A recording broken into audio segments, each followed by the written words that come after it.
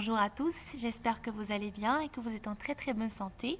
Donc la dernière fois, nous avons commencé les registres littéraires et plus précisément, nous avons vu les registres lyriques, le registre pathétique et le registre tragique.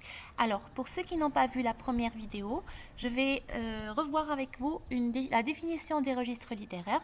Donc on appelle registre littéraire ou tonalité ton l'ensemble des caractéristiques d'un texte. Alors les caractéristiques, comme j'ai déjà dit, c'est le choix des mots, les expressions, la vocalisation, tout ce qui est spécifique à un texte. Alors, qui provoque des effets particuliers, émotionnels ou intellectuels sur le lecteur ou le spectateur. Ces caractéristiques de texte produisent des effets particuliers sur le lecteur. Ça peut être des effets émotionnels ou des effets intellectuels. Dans la première partie des registres littéraires, nous avons vu les registres qui créent des effets émotionnels. Alors, nous avons vu le registre lyrique, le registre pathétique et le registre tragique. Je vous invite à revenir à la première vidéo. Vous allez avoir une description détaillée des registres et des exemples détaillés également. Alors, comme on a déjà dit aussi, dans un même texte, on peut trouver plusieurs registres et aucun registre littéraire n'est lié exclusivement à un genre littéraire.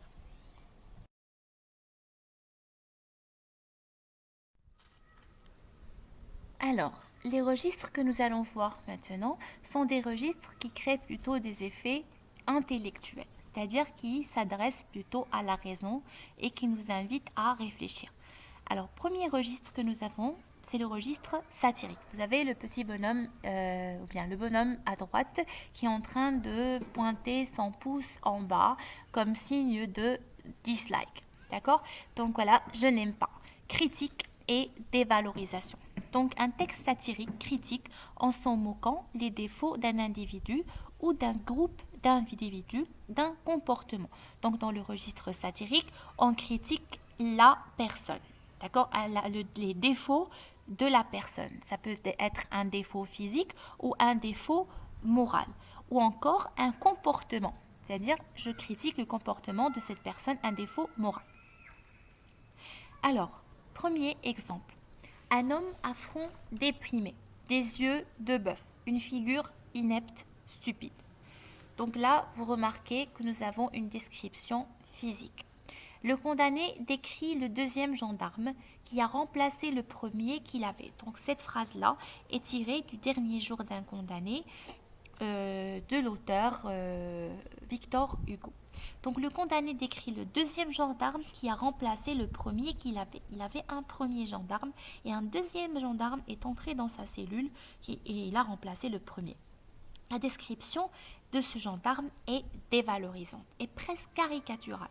Il critique la stupidité de cet homme. C'est un homme à face stupide. Donc c'est une description physique, mais qui montre aussi une critique morale. Quels sont les procédés utilisés pour créer cet effet? Donc nous avons des adjectifs péjoratifs, c'est-à-dire qui ont un sens négatif. Vous avez l'adjectif déprimé et l'adjectif inepte, stupide. Vous avez aussi une métaphore caricaturale ou une métaphore dévalorisante. Donc des yeux de bœuf. Les yeux sont comparés à un regard de bœuf et bien sûr, regard de bœuf, vous comprenez très bien qu'il s'agit de la stupidité.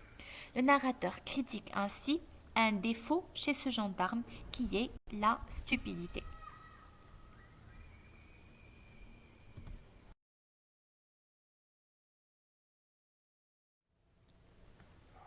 Voyons maintenant un autre exemple.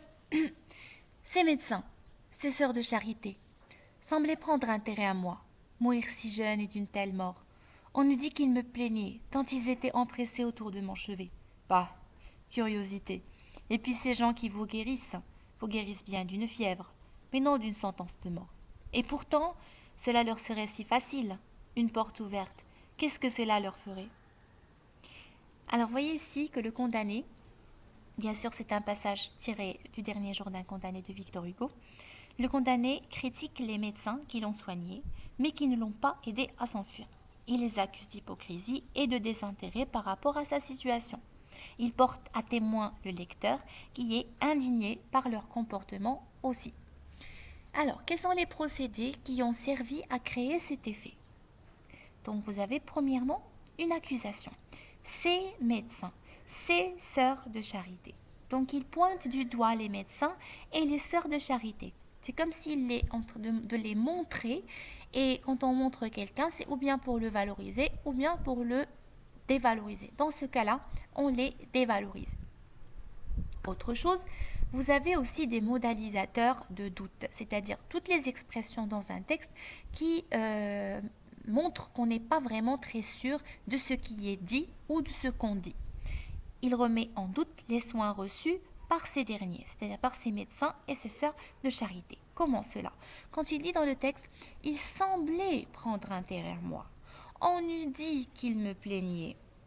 Ça veut dire que je ne suis pas vraiment sûre qu'il s'intéresse à moi et je ne suis pas vraiment sûre qu'il me plaigne. D'autres expressions ou d'autres procédés, vous avez l'expression de la concession, une contradiction entre les soins médicaux et l'attitude passive par rapport au condamné et sa situation. Ils ne font rien pour l'aider à s'enfuir. Et là, on le voit dans la phrase dans le texte. Ces gens qui guérissent vous guérissent bien d'une fièvre, mais non d'une sentence de mort. Et pourtant, malgré ce, et même si cela leur serait si facile, c'est facile d'aider une personne à fuir de la sentence de mort. Ils auraient été capables de le faire, mais ils ne l'ont pas fait. Ils auraient pu laisser une porte ouverte. D'accord? Passons à d'autres expressions, des expressions qui montrent la colère et l'indignation. Le condamné est un peu en colère contre ses médecins. D'accord? En utilisant bien sûr une ponctuation qui est un peu vive, des points d'exclamation.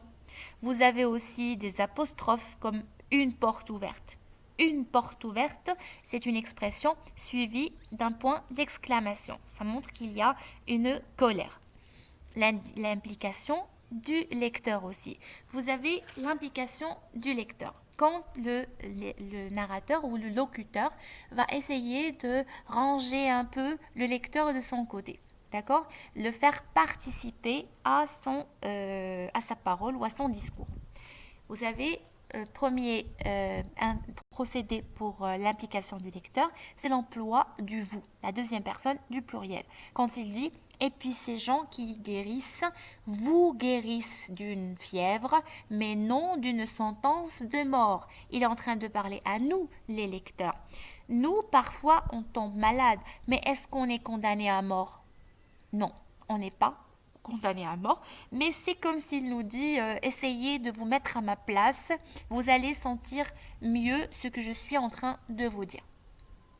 Autre chose, les questions rhétoriques. D'accord? Les questions rhétoriques comme qu'est-ce que cela leur ferait? C'est une question qui n'admet pas de réponse ou dont la réponse est déjà connue. Donc on sait déjà la réponse à cette question. Rien, cela ne leur ferait rien. Donc c'est nous, les lecteurs, qui allons répondre à cette question et d'ici de là, on va montrer qu'on est d'accord avec le condamné.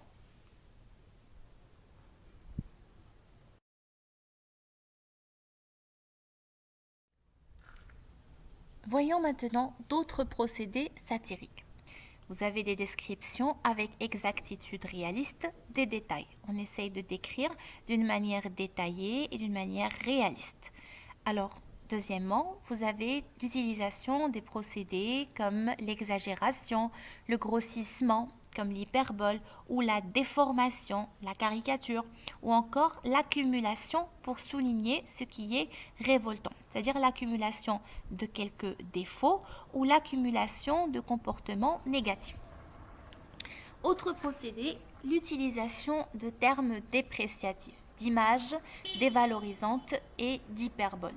Donc on utilise des termes qui sont négatifs, qui montrent une dévalorisation de la personne qu'on critique, ou encore des images dévalorisantes ou des hyperboles, encore une fois, pour dévaloriser. Autre procédé, des procédés d'opposition pour souligner des contrastes, d'accord, la contradiction entre des éléments contraires. un vocabulaire et des tournures emphatiques, un peu comme l'hyperbole, quand on répète quelque chose pour la remettre en valeur ou encore pour la dévaloriser, et aussi des procédés de l'ironie. Donc là, l'ironie, elle entre comme outil de critique, se présenter comme un éloge. L'éloge ici, c'est la mise en valeur.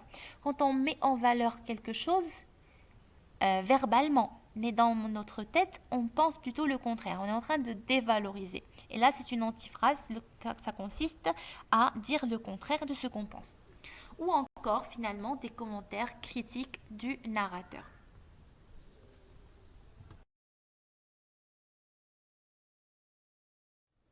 Alors, passons maintenant à un autre registre, le registre polémique. Qu'est-ce qu'on veut dire par le registre polémique? Il s'agit d'une discréditation de l'autre, une réfutation agressive de ses arguments. Donc on a quelqu'un qui est en train de critiquer quelqu'un d'autre et qui est en train de le discréditer. Voyons un peu plus clairement la définition du registre polémique. Alors, polémique vient du grec polémos, qui veut dire combat. L'auteur combat, dénonce un adversaire ou une idée. Donc il combat. C'est comme si on a un combat verbal. Regardez bien en bas cette image entre cet homme et cette femme. On a l'impression qu'ils se battent. Et ils ont un regard agressif l'un envers l'autre, le doigt pointé l'un envers l'autre. L'un, lui, il la dénonce, elle le dénonce. Donc il y a une accusation mutuelle des deux personnages. Donc là, c'est un peu de cela dont on veut parler. Il y a une accusation et une discréditation de l'autre. Alors, il combat, il dénonce un adversaire ou une idée. Autre chose, l'énoncé polémique instaure une relation entre trois pôles. Retenons bien cela, on a trois éléments dans le registre polémique. Premièrement, nous avons un adversaire qui est pris pour cible. Ça veut dire quoi une cible? C'est-à-dire que cet adversaire, celui que j'ai en face de moi pour un combat, c'est comme si je vais combattre quelqu'un et en face de moi, il y a mon adversaire. Il est ma cible, c'est comme si je vais lui tirer dessus. D'accord? Mais là, je ne vais pas lui tirer dessus, mais je vais plutôt le combattre à travers des idées, à travers des arguments. Deuxièmement, vous avez un public locuteur ou auditeur, un public avec qui on parle ou un public qui est en train de nous écouter, dont on doit faire son allié.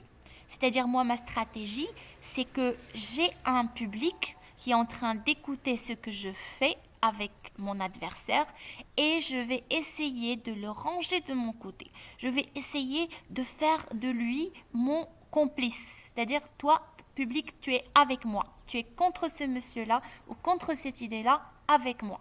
D'accord? Je vais utiliser des stratégies pour faire cela. Troisièmement, nous avons un locuteur qui mène l'offensive. Donc, alors bien sûr, le locuteur, celui qui parle, est en train de mener l'offensive, c'est-à-dire tout simplement quelqu'un qui est en train d'attaquer. Donc j'ai besoin d'une cible, d'accord, sur laquelle je vais tirer. Donc, je ne vais pas tirer dans le ciel comme dans le vide, mais je vais tirer sur quelqu'un. J'ai besoin d'un public qui va m'aider à tirer. Et je vais finalement avoir, bien sûr, et moi, je vais attaquer. Donc, je vais avoir besoin d'une arme pour attaquer. Alors, le polémiste est donc partagé entre deux choses. Premièrement, la recherche d'une stratégie persuasive efficace pour toucher le destinataire. Donc j'ai besoin d'une stratégie persuasive. Je vais essayer de toucher un peu les sentiments de ce public pour toucher le destinataire. D'accord? Et le destinataire, bien sûr, c'est le lecteur. Le lecteur, j'ai besoin de le convaincre. Deuxièmement, une violence verbale. Violence verbale, c'est mon outil d'attaque qui bouscule les règles du discours argumentatif pour attaquer l'adversaire. Je vais utiliser tous les moyens permis et non permis pour attaquer l'autre, pour tirer sur l'autre, pour faire de lui ma victime. Alors, passons aux choses sérieuses, passons à la pratique.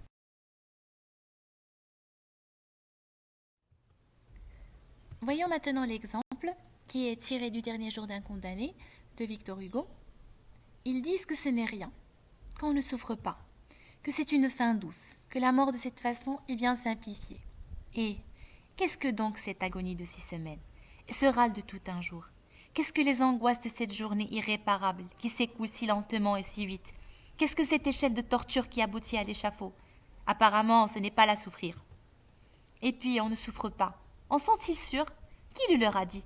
Qu'en tant que jamais une tête coupée se soit dressée sanglante au bord du panier et qu'il ait crié au peuple « Cela ne fait pas mal !»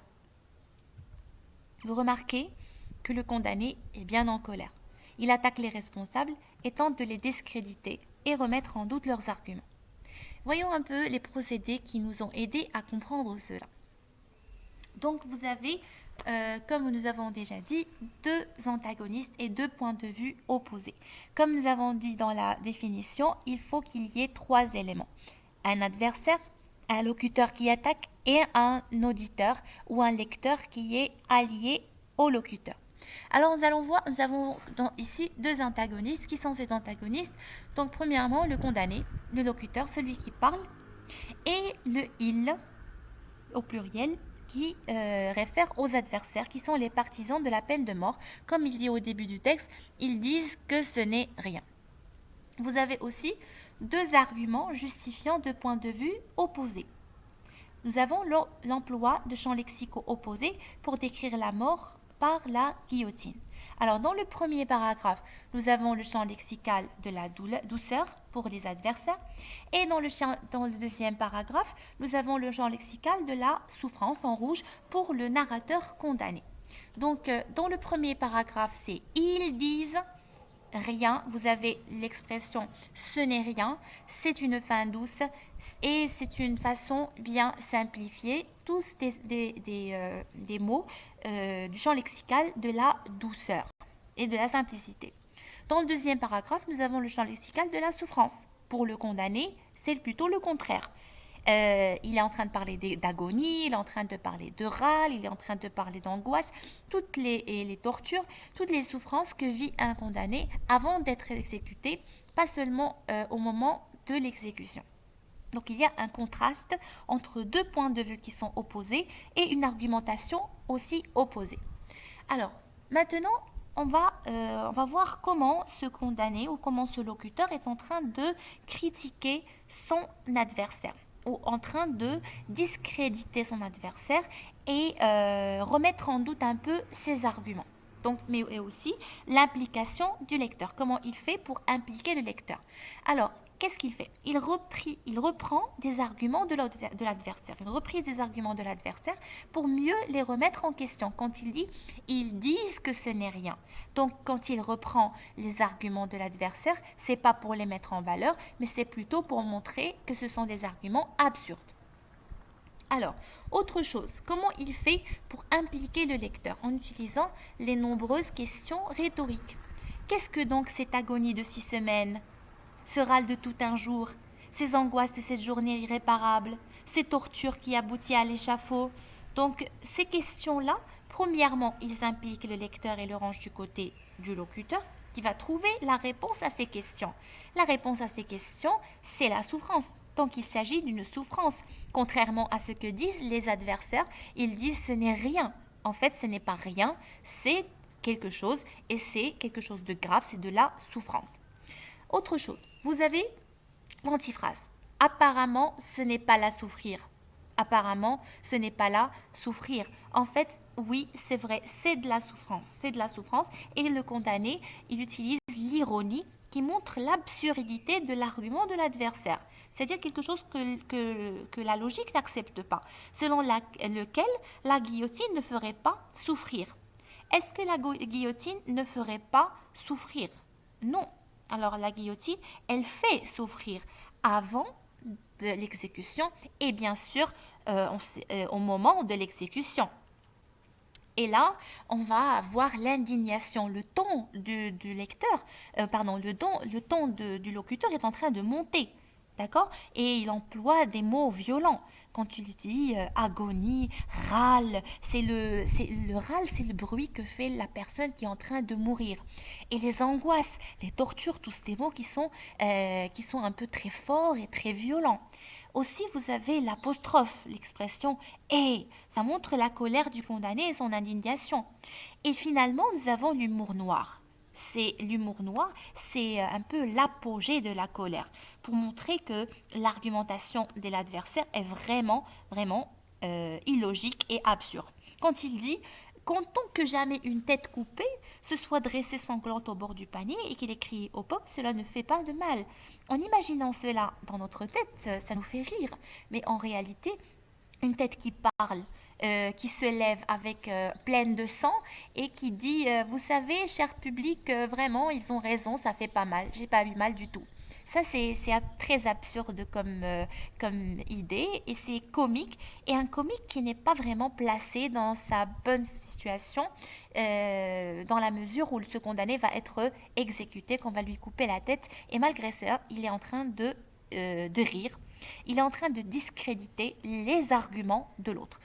Le premier argument qui dit que ce n'est rien, en fait c'est quelque chose, c'est de la souffrance. Et deuxième argument, en fait la guillotine, on ne peut jamais savoir si une guillotine fait mal ou ne fait pas mal.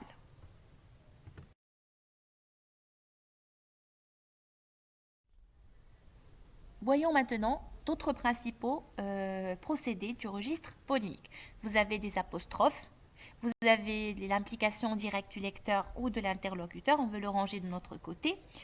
Deuxième procédé, l'ironie. Donc l'ironie, c'est parmi les outils principaux de la polémique, la violence verbale, les figures d'insistance, autre chose.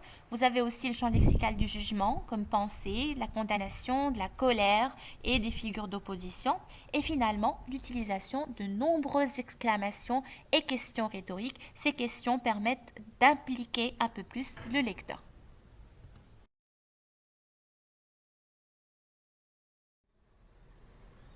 Le registre ironique.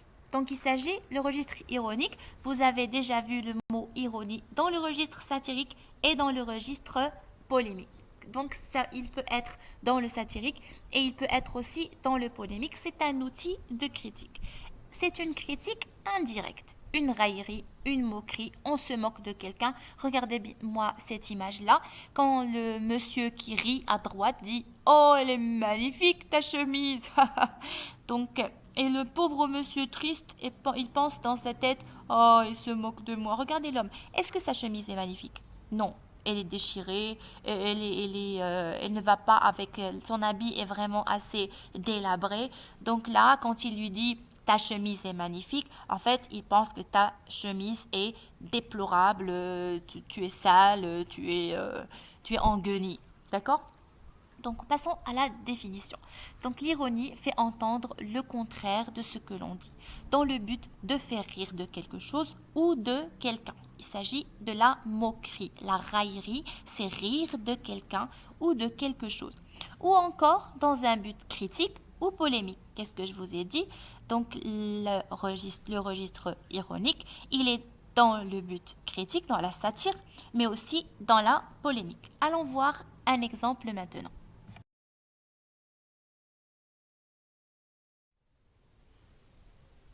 Voyons maintenant des exemples. Les deux exemples que vous avez ici sont tirés du dernier jour d'un condamné, de Victor Hugo encore une fois.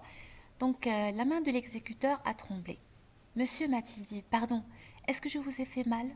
Ces bourreaux sont des hommes très doux. Le condamné dans cette phrase est en train de se moquer. Il dit ainsi le contraire de ce qu'il pense. Nous allons voir pourquoi dans les procédés plus tard. Alors, deuxième exemple. C'est là que le piquet qui attendait s'est rallié à l'escorte. Chapeau bas, criaient mille bouches ensemble, comme pour le roi. Alors j'ai ri horriblement aussi, moi, et j'ai dit aux prêtres, eux les chapeaux, moi la tête. On allait au pas. Le quai aux fleurs embaumé, ces jours de marché, les marchands ont quitté leur bouquet pour moi. Donc dans ce paragraphe-là, le condamné est en train de parler de son cheminement de la place de la conciergerie à la place de Grève et il décrit la foule ainsi que les gendarmes qui sont en train de l'escorter. Bien sûr, dans ce passage-là aussi, il est en train de se moquer et rire de sa situation dans laquelle il est, même si elle est pathétique. Donc, quels sont les procédés utilisés pour exprimer cette ironie? Nous avons les antiphrases, qui est le principal procédé dans l'ironie. Et voyons la première phrase. Ces bourreaux sont des hommes très doux. Le bourreau ici, qui est en train de couper les cheveux du condamné, l'a touché et lui a dit pardon. Donc le pardon ici est inapproprié et les bourreaux ne sont pas des hommes doux tout simplement parce qu'il va lui couper la tête. Deuxième exemple, les marchandes ont quitté leur bouquet pour moi. Les marchandes n'ont pas vraiment quitté leur bouquet pour lui. Ce n'est pas, en le disant comme ça paraît comme un geste gentil. Mais en fait, elles sont venues là pour voir sa tête tomber. Autre procédé, nous avons l'exagération et la comparaison. Ils sont parfois inattendus. Crier 1000 bouches ensemble comme pour le roi. Donc là, les bouches désignent, c'est une synecdoque qui désigne la foule. Et 1000, il y a une hyperbole. Et quand il dit comme pour le roi, en fait, c'est une comparaison qui est inappropriée dans ces situations-là. C'est pour montrer l'intérêt que donne cette foule aux condamnés-là.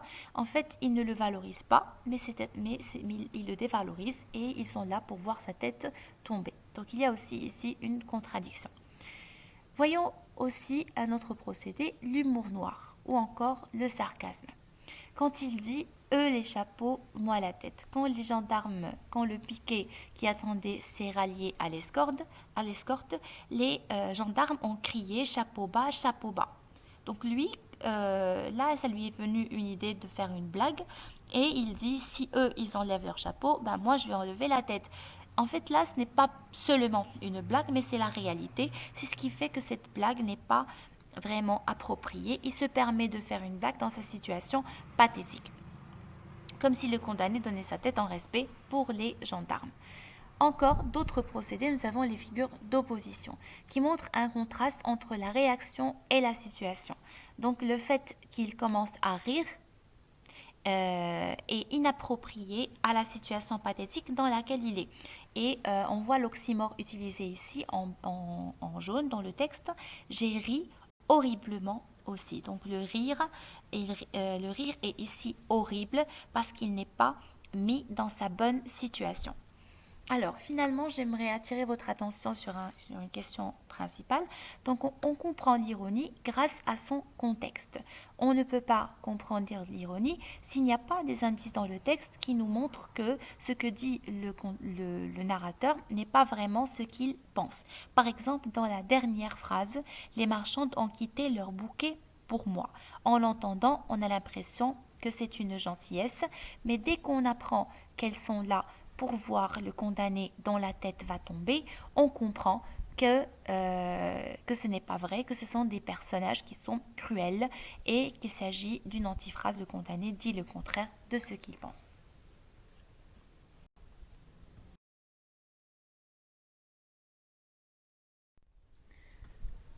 Alors, les procédés du registre ironique. Premièrement, établir une complicité avec le lecteur, c'est-à-dire créer un lien avec le lecteur, comme un clin d'œil envoyé au lecteur pour qu'il perçoive l'intention réelle, le but réel de l'énonciateur et rit avec lui aux dépens de l'adversaire. Le lecteur ne peut pas comprendre le message si le locuteur ou l'énonciateur ne lui donne pas quelques indices et lui permettent de rire avec lui. Deuxièmement, l'antiphrase, et qui est la figure majeure de l'ironie. Elle consiste à dire le contraire de ce qu'on pense, tout en faisant comprendre ce qu'on pense vraiment. D'accord?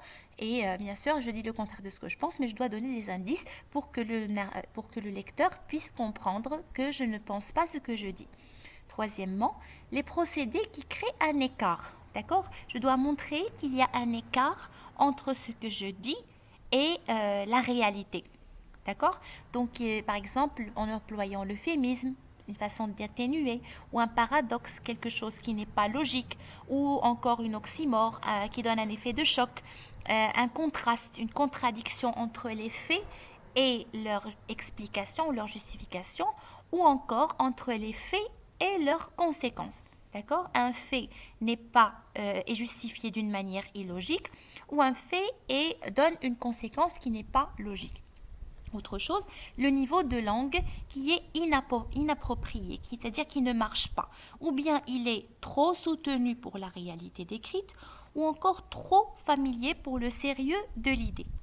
Encore, nous avons le raisonnement par l'absurde. Comme nous avons déjà dit, je raisonne d'une manière qui n'est pas vraiment logique. Encore les procédés d'exagération ou des adverbes tels que bien sûr, évidemment. Ce sont des expressions où on montre qu'on n'est pas vraiment très sérieux, même si on les dit. Vous avez aussi l'intonation ou la ponctuation, des points d'exclamation ou encore des guillemets et les italiques qui laissent entendre que le locuteur ou qui montrent que le locuteur n'adhère pas à ce qu'il exprime. Quand il met un mot entre guillemets, c'est pour montrer que ce n'est pas lui qui le dit. Ce n'est pas moi, attention, c'est quelqu'un d'autre, attention, je ne suis pas d'accord. Alors, j'espère que cette vidéo vous a été utile, que vous faites maintenant la différence entre le registre ironique, satirique et polémique. J'espère vous revoir bientôt dans une autre vidéo. Au revoir.